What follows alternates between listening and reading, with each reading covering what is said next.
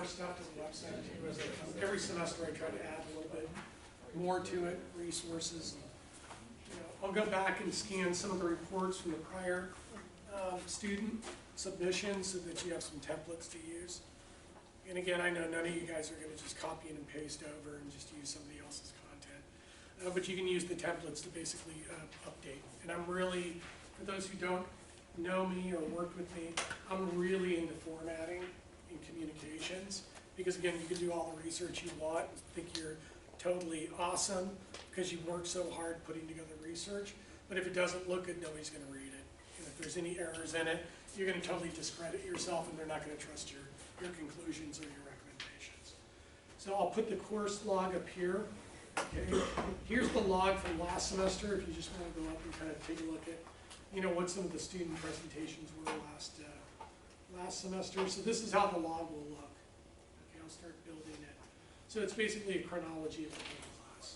So it allows you to be able to go back and review some of the concepts that you may not have gotten the first time, and it'll allow you to go back if you're not here for some reason to be able to go back so you don't miss the class.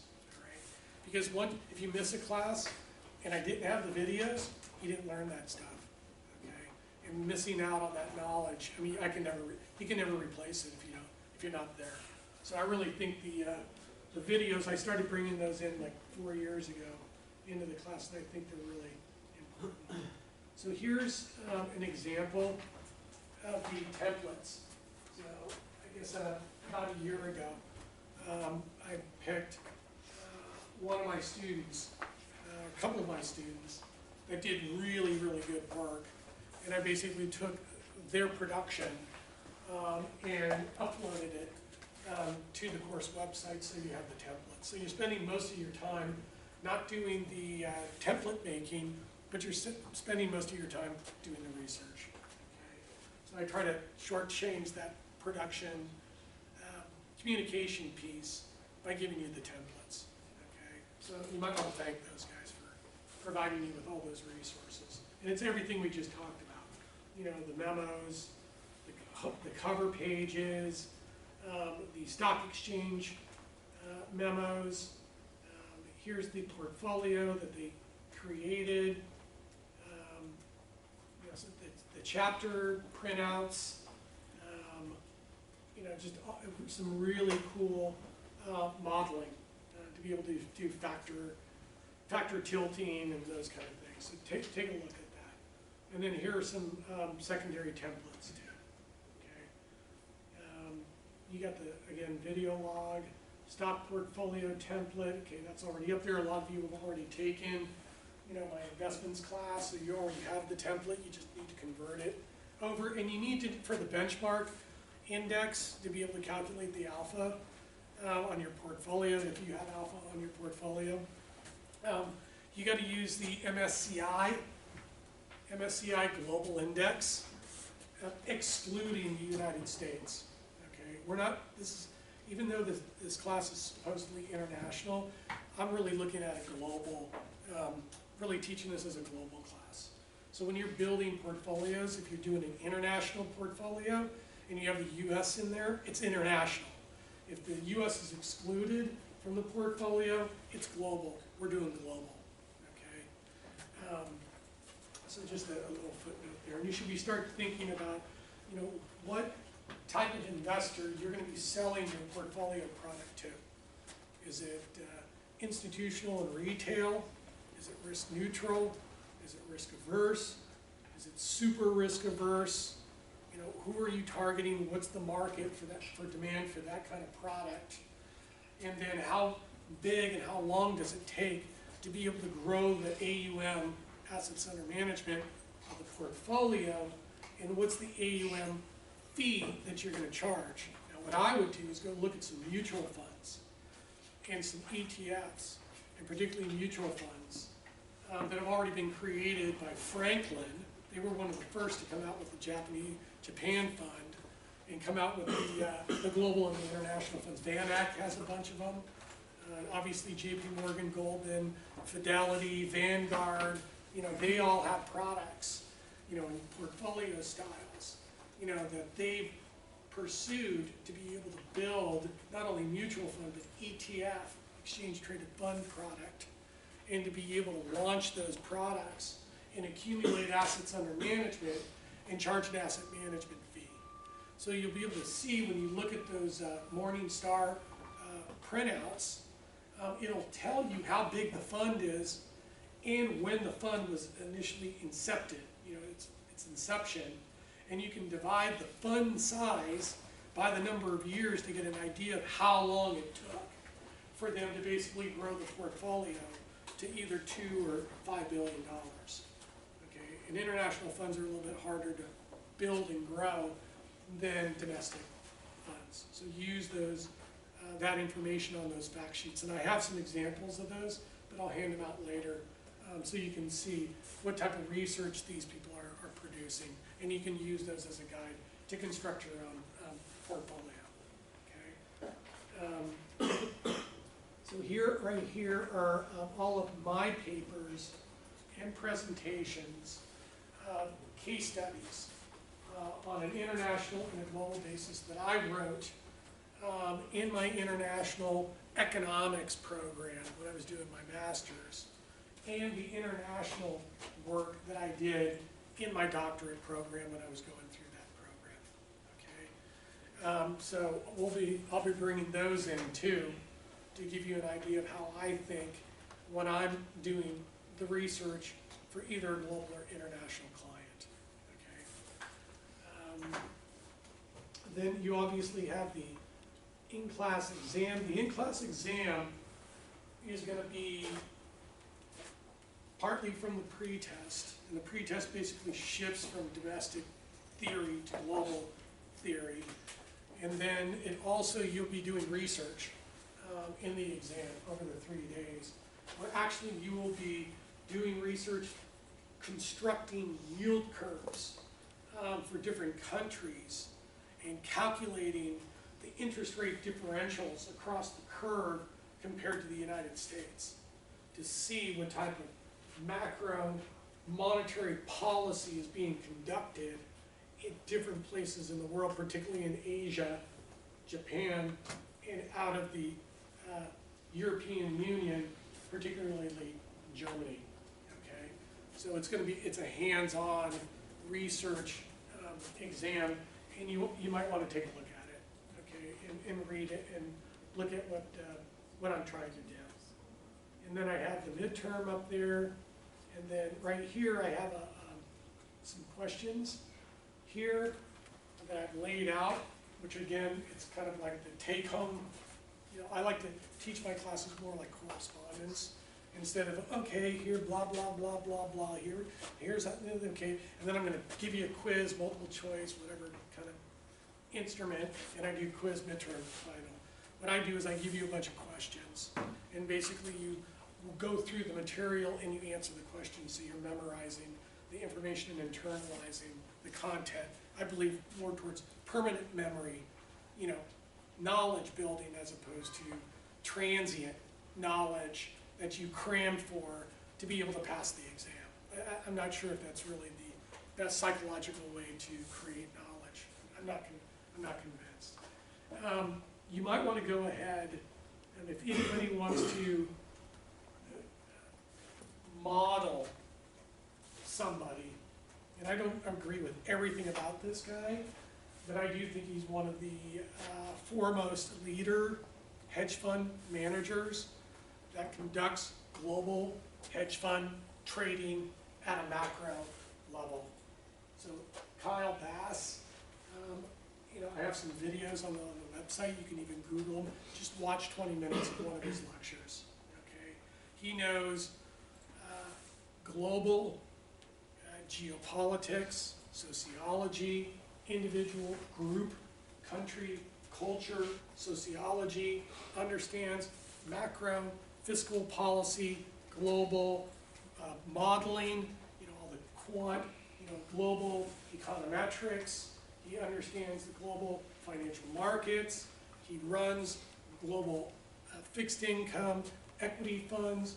He runs derivative trading based off the fixed income and the equity markets. the guy shorted, he made his money shorting the housing crisis during the financial crisis and made $250 million to launch his company. He just made 250. Recently his problem was he was shorting Japan, he was shorting China before the coronavirus and really the trade issues started to emerge. And they pump primed the system so much that equity and fixed income prices continued to go up. He had to unwind his short position and he lost his shirt on it. I'm sure he still has, 20 million or 50 or 100 million in the bank. So these are the articles, these are the questions. Here are some of the examples of the, I guess the lecture on the BlackRock ETFs, International Financial Management Research Papers, GTC peer review journal article, if you already got that. Looks like some of this is a little out of date. But here's your chapter presentations. Is that where you got yours, Taylor? Yeah. From the course website? Okay. Here's the homework solutions, writing resources, a lot of redundancy from my prior classes. No, this is all 123 stuff that we built. So that's kind of the website. If there's any content, research, papers, if there's anything you want to share with the class, if you want to do a special presentation because you're totally into something and you want to take advantage of presenting it to the class, I'll give you time to do mini presentations in any area around your interest at any point in time during the class. Okay. Any questions on that? How much time do I have, Taylor? 15. 15? Okay, let's take the last 15 minutes to do a application. So this report, take a look at the report, okay, and then pass it around.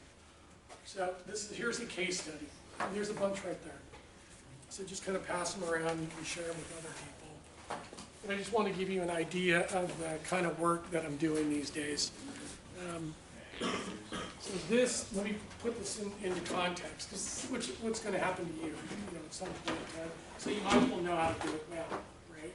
And that's why I'm here, is to share with you real life scenarios, okay, of stuff that you're going to be doing in maybe, 10, 15, 20 years. This is the level you want to get to. So I was approached by a principal,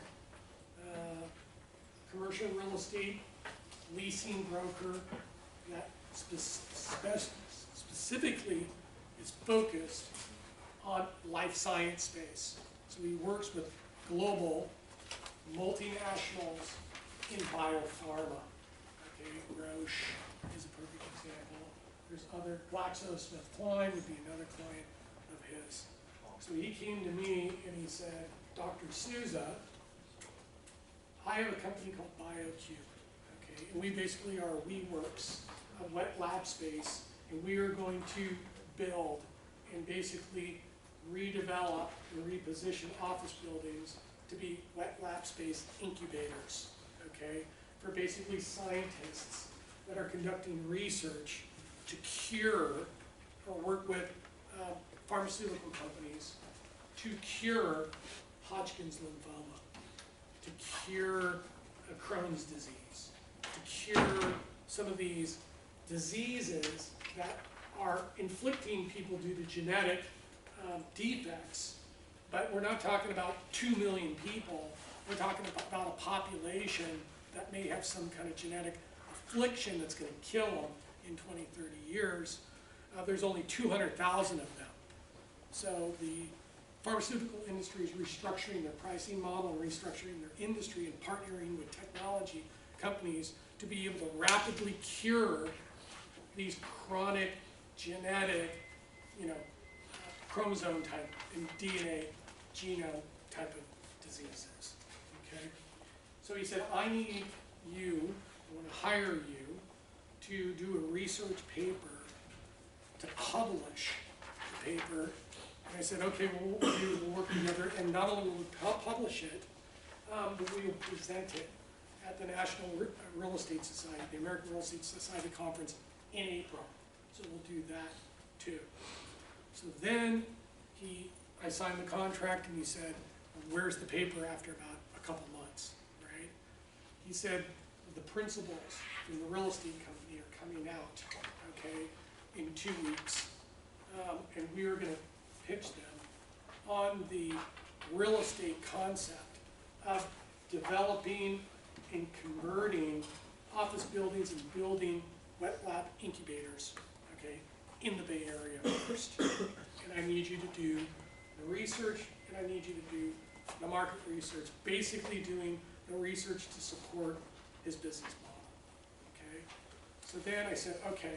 So then I went onto the internet and I looked at life science space and life science reports.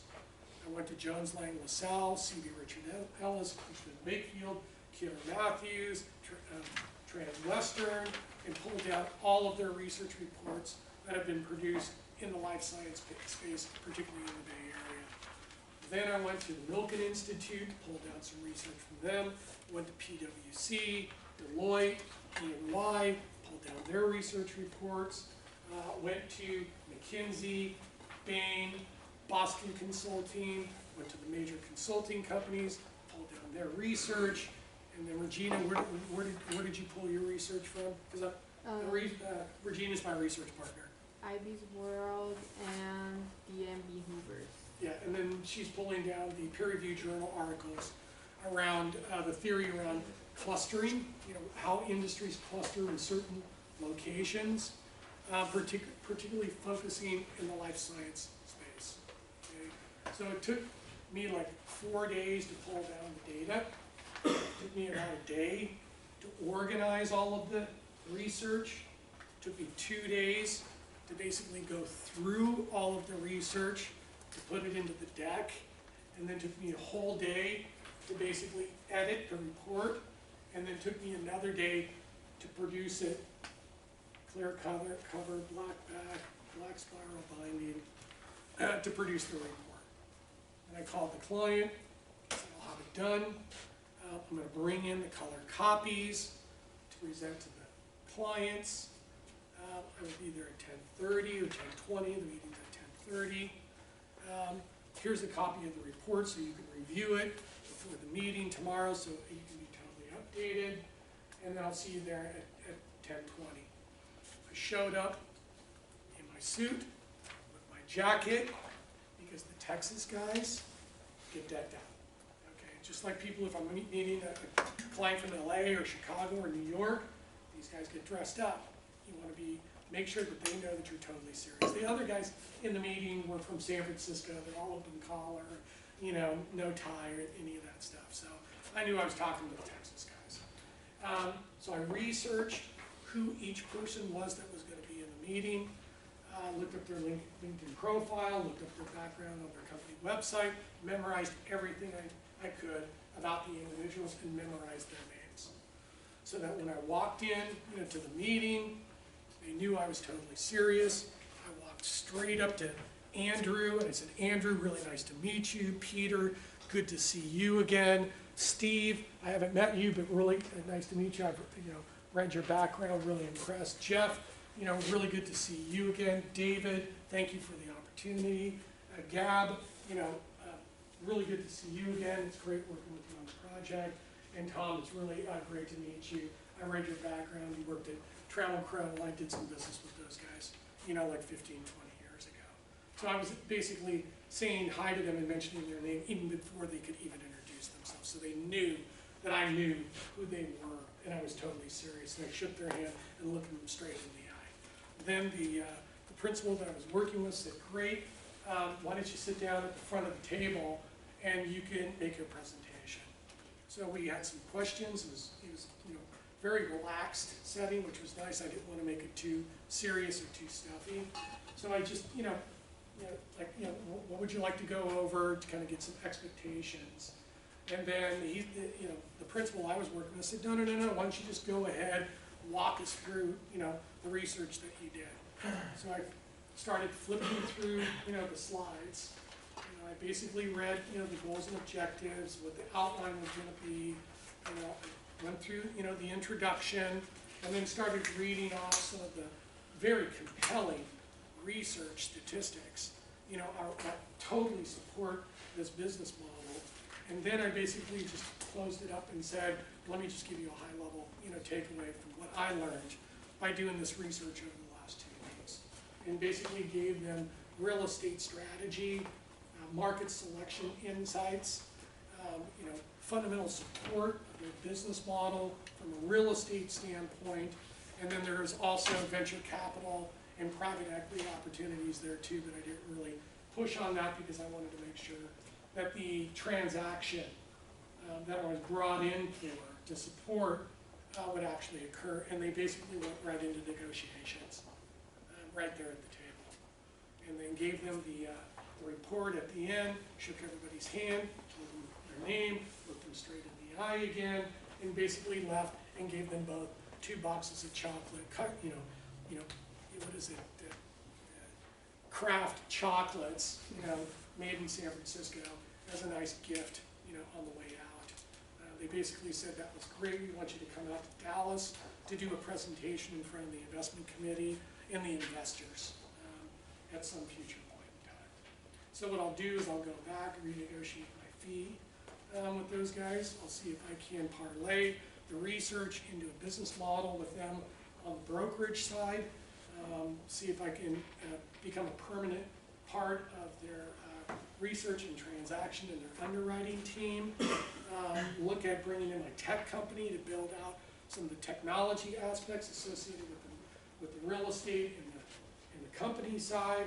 And then who knows, maybe I'll say you should hire me as your managing director of research based out of the San Francisco office, and I'll run your national research platform for you.